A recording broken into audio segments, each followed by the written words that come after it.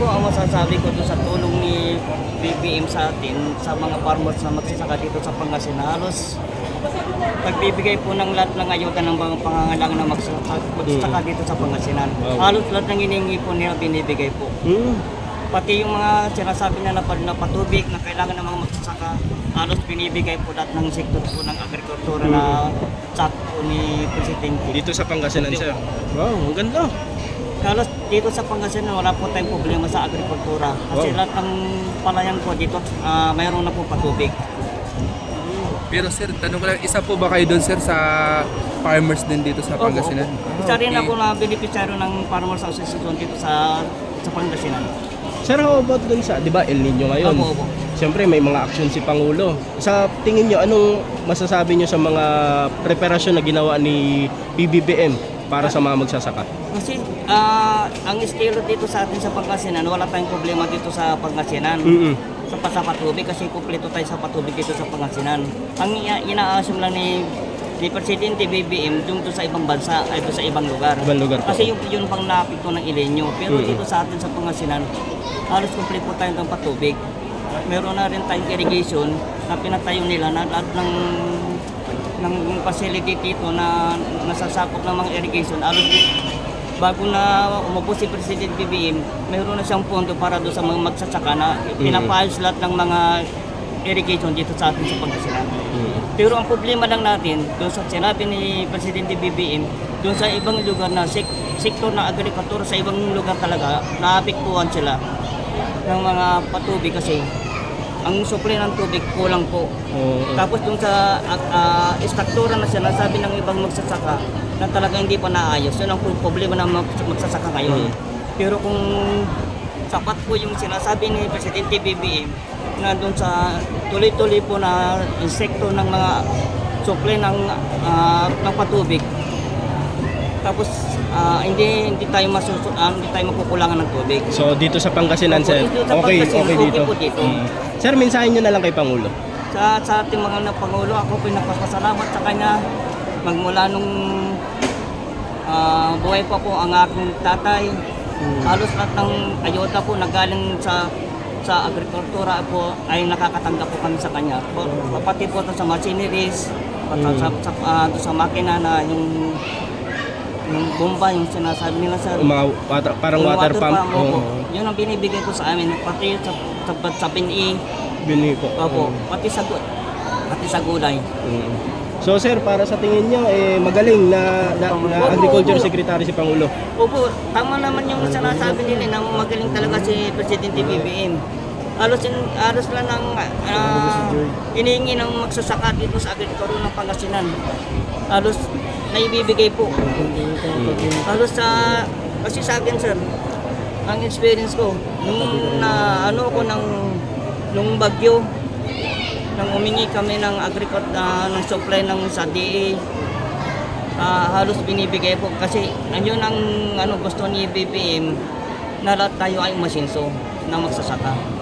Ayaw po nang nakikita ni Presidente BBM na ang magsasaka ayaw ng maghirap. Gusto naman ni Presidente BBM pinapunugin mga awang. Sir, another topic. Ito, last na lang. Sir, matanong ko lang sa inyo na po kayo. Bali nasa 45 na po ako. 45. Sir, how about sa project na to ni Pangulong Bongbong Marcos na para sa mga senior citizen? Siyempre, may nanay po kayo, tatay, tito, tita, ganyan. Gaano kalaki yung bagay na to na proyekto ni Pangulo? Ang po namin, katulad po nung pandemic po.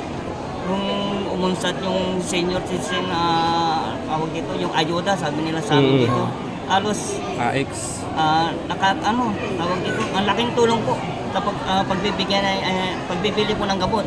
Lalo sa amin po, nakulang-kulang po yung sahod po namin. Opo. Tapos doon sa financial na nakukuha namin sa pagsasaka, minsan kulang.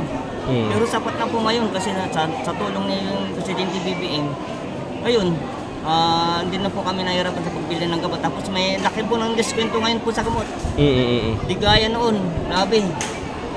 Iiyak ka na nga.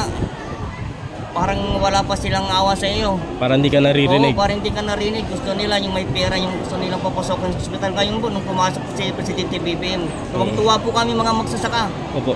Kasi ang dami po namin natatanggap na ayuda, pati sa mga nanay ko, na pati lahat ng senior dito sa amin sa Pangasinan. Halos tuwang-tuwa po sila dahil sa laki ng dokumento pagdating nila sa pagkuha ng gamot sa ospital, pati sa mga butika. Ayan, sir.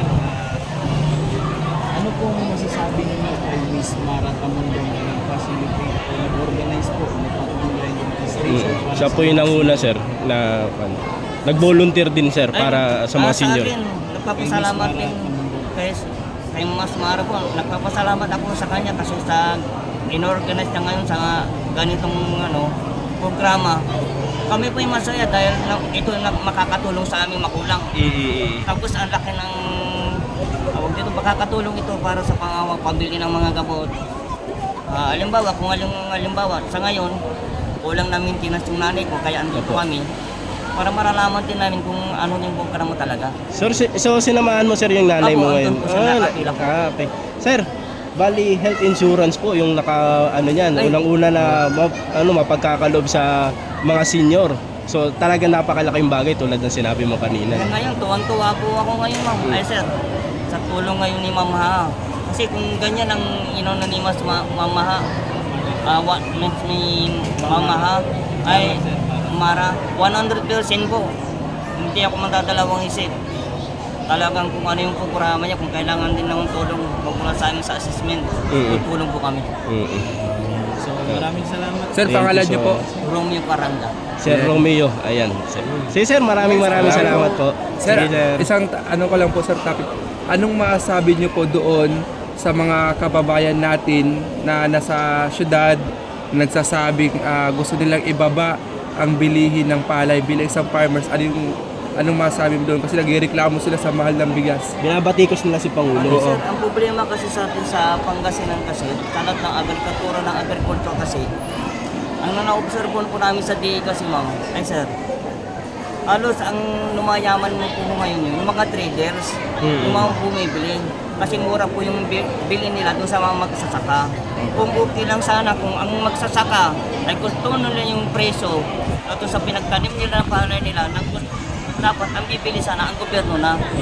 Hindi yung mga traders na nagsasamantala. Kasi po, ang mga traders kasi, sila yung bibili ng mga palay ng mga magsasaka, ito iipitin nila doon sa butika nila.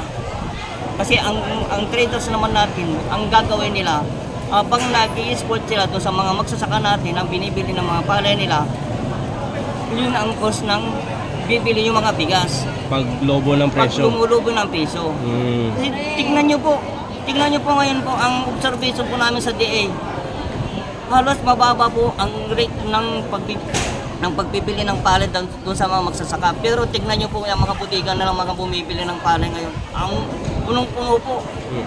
Kaya kayo Presidente Pangulo, okay lang po yung sa kanya yun. Kasi tama naman yung ginagawa niya na gumagawa siya ng aksyon.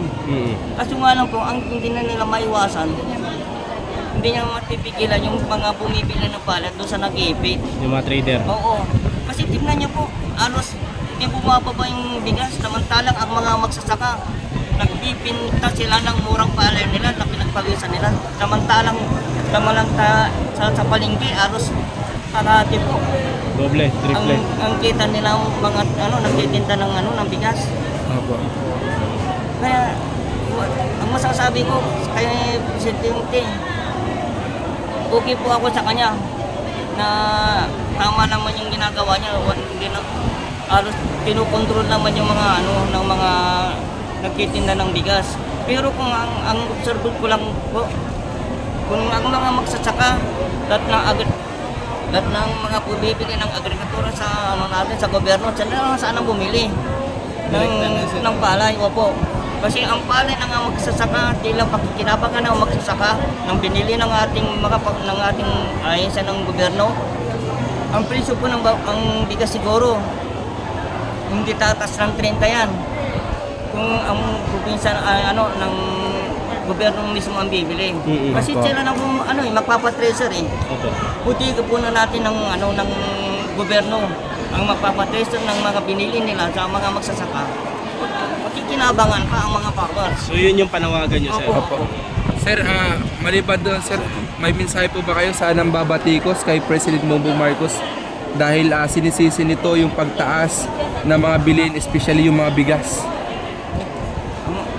Sa akin, sir, ang opinion ko lang po doon sa mga nagpapatikos kay Presidente Marcos, doon sa mga sinasabi nila mahal ang bigas, kasalanan din po ng mga traders yan. Kasi sila nagpapataas ng presyo ng bigas dito sa ating Pangasinan. Dapat po, ang gawin ng ating mga pamahalaan ay bantayan po mga bumibili ng bagay, ng mga palay ng mga magsasaka. Sila po ang mag-control at sila na rin ang bibili para maiwasan ng mga traders na bumili. Kasi sila po napapatas ng presyo ng bigas dito sa merkado. Salamat, sir. Thank you so much. Thank you, sir.